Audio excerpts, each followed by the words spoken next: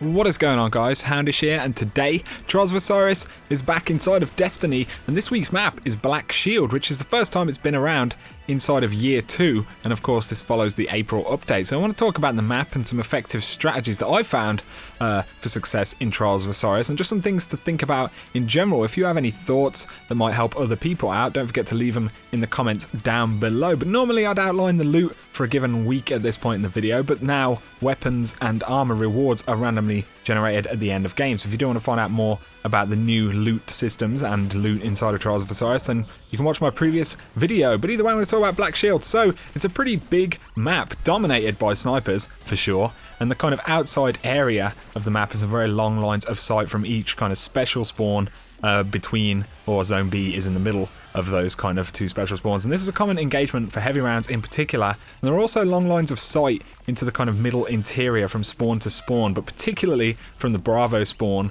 to the interior, and a lot of people tend to kind of challenge in this area in general. And if you're a sniper, then you'll definitely need to be pretty confident right here.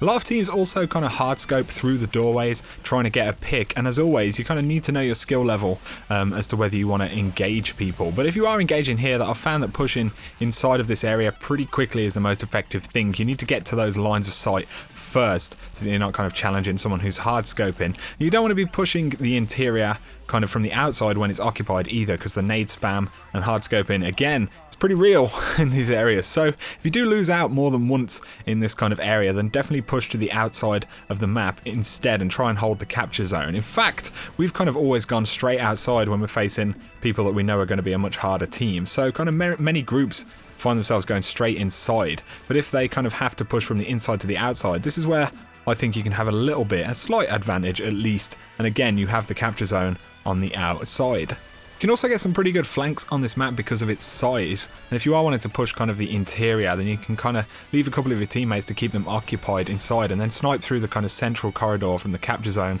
or push the opposite door altogether. But overall you need to kind of use the map scale to your advantage here. Shotguns are a viable thing on this map, but they need to kind of be in the right places. They're great in the kind of interior areas and around the capture zone as well, so just kind of avoid those long lines of sight if you do want a shotgun. But as always with a map like this, it's definitely best to have at least 2 snipers on a team. So for heavy rounds, I like to push the inside on this map because well-placed grenades are pretty effective if you get to that heavy nice and fast, and teams do kind of like to split up a little bit on this map, the outside area being a much more kind of sniper dominant engagement when pushing heavies, and this is one of the longest lines of sight in the map as well. So if you kind of have the heavy from the inside, I found it pretty easy to push kind of around from the A or B spawns to the outside, whereas it's much harder to push a team on the inside. But again, if you do kind of have the capture zone on the outside, just wait for the enemy team to make a move when possible. But overall on this map, you just kind of need to choose your engagements